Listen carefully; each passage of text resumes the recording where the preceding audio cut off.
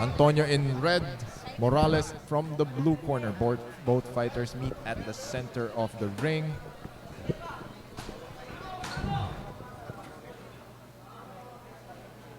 Antonio wearing yellow trunks with red trim. Morales with red, white, and blue. Initial jabs there by Antonio, finding its target.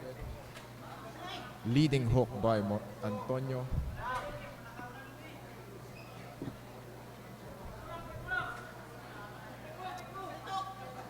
So far, so good. The initial salvo of attacks from Antonio is keeping Morales at bay.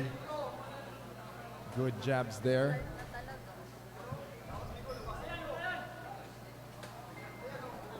Lead hook by Antonio.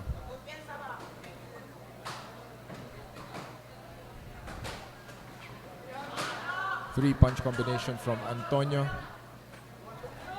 A little bit of retaliation from Morales. Signs of life from Anthony Morales, ladies and gentlemen. Yan, bumabawi na po siya ngayon.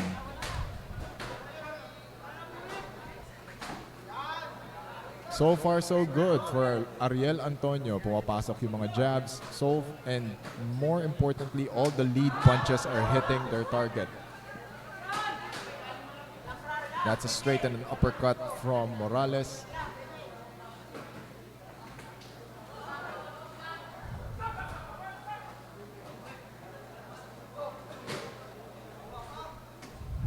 Now, one thing you have to understand is if it's a 4-round fight, each round counts. Sobrang importante ng bawat round. So, dapat first round pa lang yung work rate mo mataas na. And so far, Ariel Antonio is getting the better of the exchanges.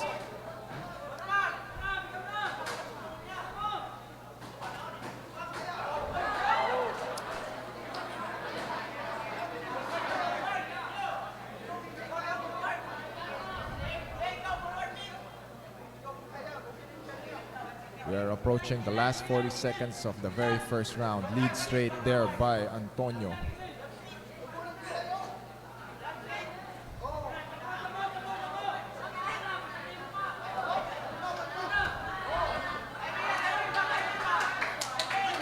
There seems to be a very small cut on the left eye of Ariel Antonio. Hindi natin alam kung saan nanggaling yun, pero last 20 seconds, maganda yung exchanges ng mga boksingero natin.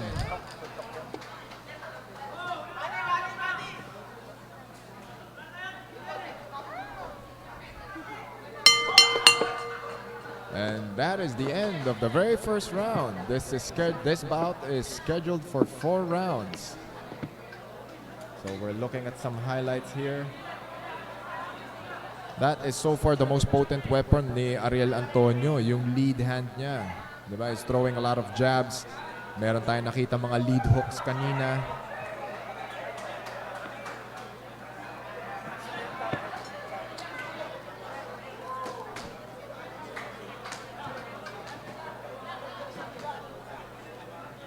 Now it's going to be very, very interesting ano yung adjustments na gagawin ng corner ni Anthony Morales leading to the opening bell of the second round.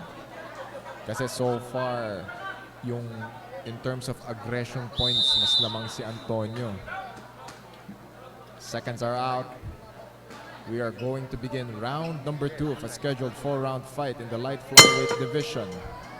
Antonio in the red corner sporting the yellow trunks. Morales from the blue corner, red, white, and blue. This round opens the same way it did from the very first round. It's Antonio pushing the action, utilizing that left hand, jabs and hooks.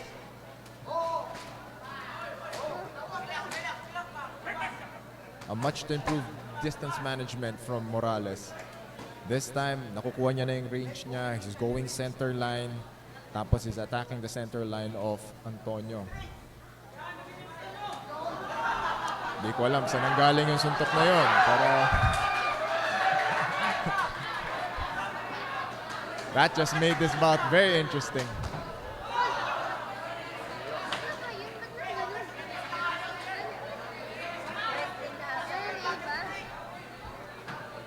Good jabs here from Antonio.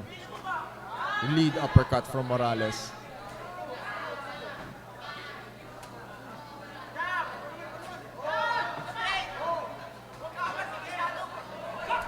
We're at the second round, ladies and gentlemen, and dun yung makikita kung gaano ka-importante ang jabs sa bawat boxing mic, sa bawat boxing na laban. Now the referee is warning Anthony Morales. Better be mindful during those clinches.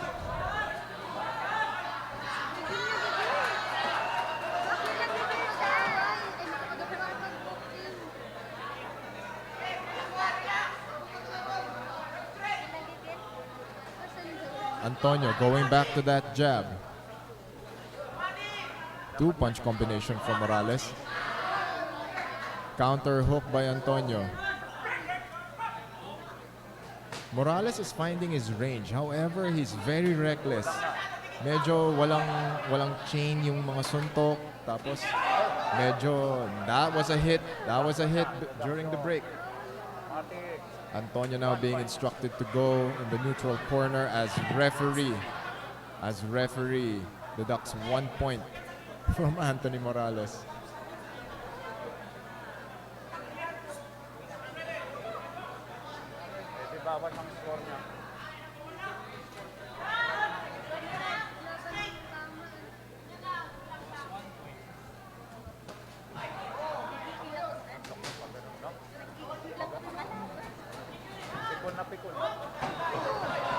Good exchange there from both fighters. However, that was a slip.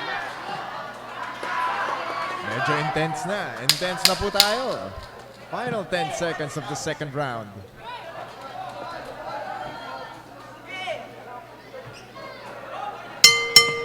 And round 2 is in the books.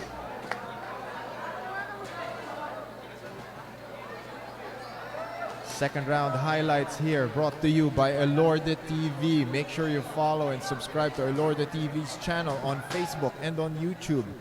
As you see that beautiful counter from Ariel Antonio.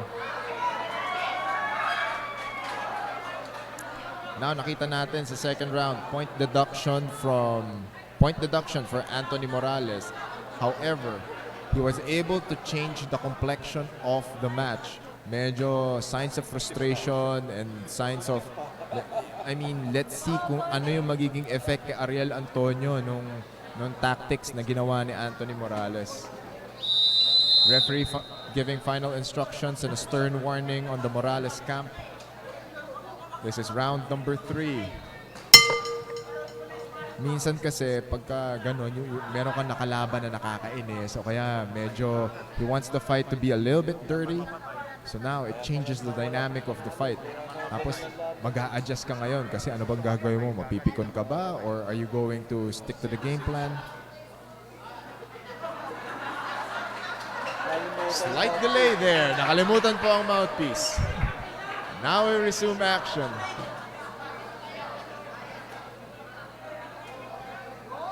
It's very good that Antonio's going back to that jab. Diba? Makikita mo lang talaga kung good lead hook by Antonio. So far, that left hand is finding its target. It's been hitting Morales' body. It's been hitting Morales' face. Pero nakangiti pa rin po si Morales. Tinatanggap lang niya yung mga suntok.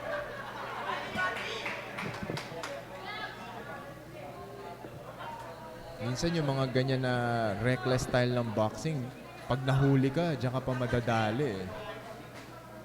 So, it's going to be Antonio is doing it good. He's employing the right strategy. Hindi siya nakikipagsabayan, hindi rin siya nagiging careless. Approaching the 130 mark of the third round.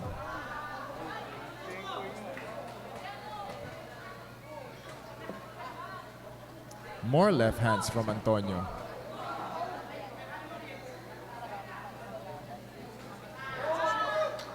Good counter there by Morales.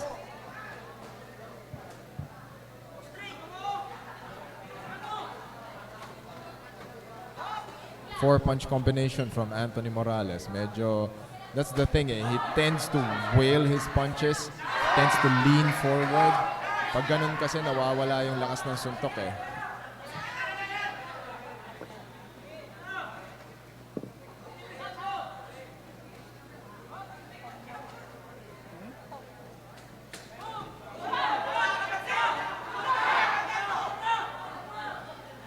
Good overhand right there by Morales. Minsan yung mga ganun, pag maganda yung timing, katapusan na ng kalaban mo. Pero for this one, he needs to set it up properly. Body shot there, connecting from Antonio. Referee calls for separation and we resume action. Wailing left hand from Antonio.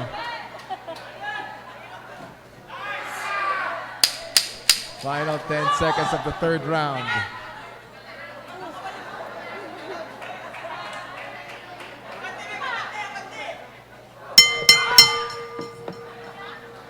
Both fighters go back to their corners.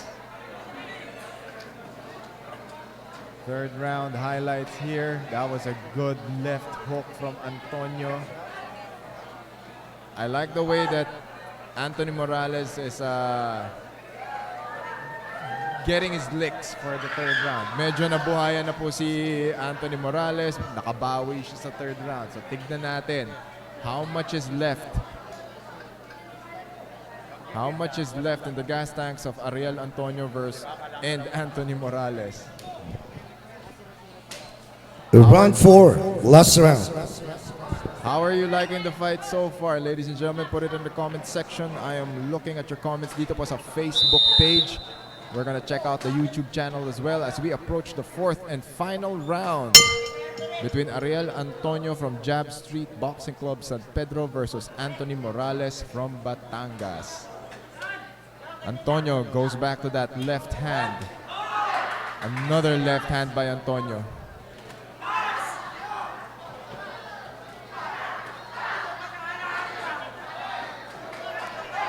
Now Morales is resorting to a little bit of jab and post. When you say jab and post, susuntok siya mga isa, dalawa. Tapos bigla na lang siyang magki-clinch or tutukod niya yung forearm niya sa kalaban niya. Wide stance here by Morales. Paying dividends so far. Sana kanina niya pag ginawa yan, no? Lead hook now from Morales. Answered by a jab from Antonio.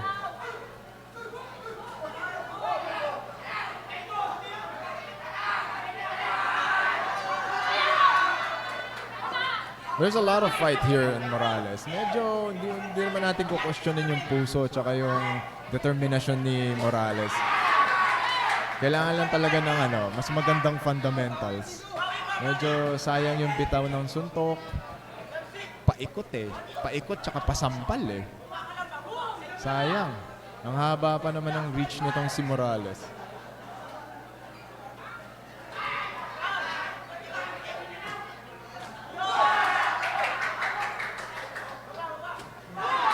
That was another good left from Morales. Eh, no, tumatama naman siya eh. Just needs to be a little bit more patient and he needs to improve his distance management. Left hook from Antonio. Both fighters get entangled and we are... Okay, that was ruled as a slip. We resume action when 50 seconds left in the fourth round of a scheduled 4-round fight in the light flyweight division. Left hook once again from Antonio.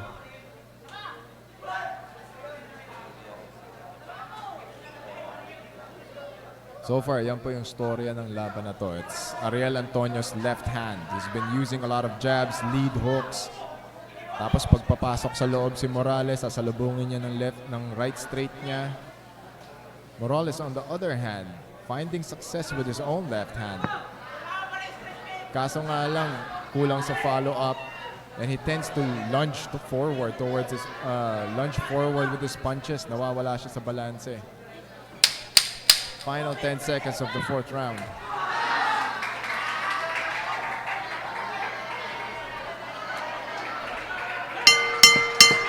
And we are done. Dapat nakikita nyo rin po mga kaibigan gaano ka-importante yung clinch game sa boxing. Kailangan, fourth round action brought to you by Elorde TV. Yan po yung mga ibuhos lahat sa isang suntok. Tignan natin po ang saloobin ng ating mga manonood.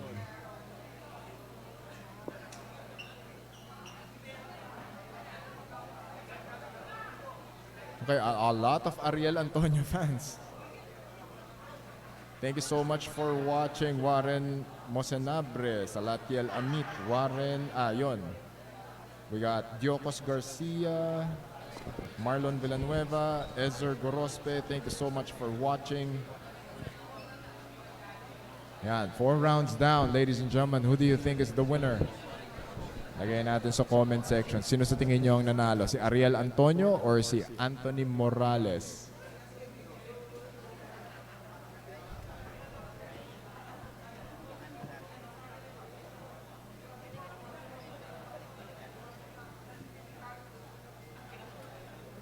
We got Ariel,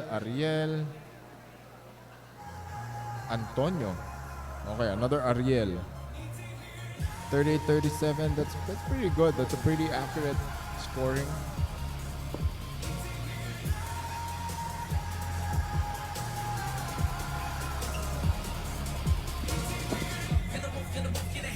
Ayan, tinatali na po ng ating mga games and amusement sports na officials ang bawat score ng ating mga hurado.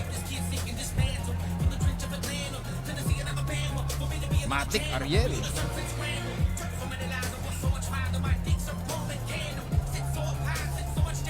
Sabi ni Mr. Gorospe. Ayan po, nakikita natin the veteran voice of the Elorde boxing ring, si Kuya Boy, si Sir Jaime.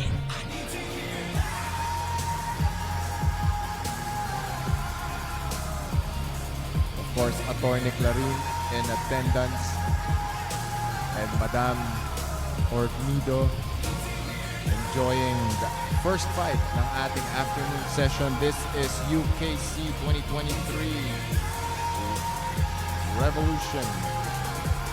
It's brought to you by UKC Promotions, VSP Promotions, Elorde Gyms, and this broadcast is brought to you by Elorde TV. Ladies and gentlemen, winner of this contest will receive a golden trophy donated by the Honorable Vice Mayor of Parañaque City, Joan Villapuerte. And now, ladies and gentlemen, here are the scores of the 3 judges after 4 rounds of boxing. Noel Haduka scores about 39-36. Virgilio Garcia scores about 40-35. And Hilco finds it 40-35, all to the winner by unanimous decision, Ariel Antonio. There you go, ladies and gentlemen. Ayan, medyo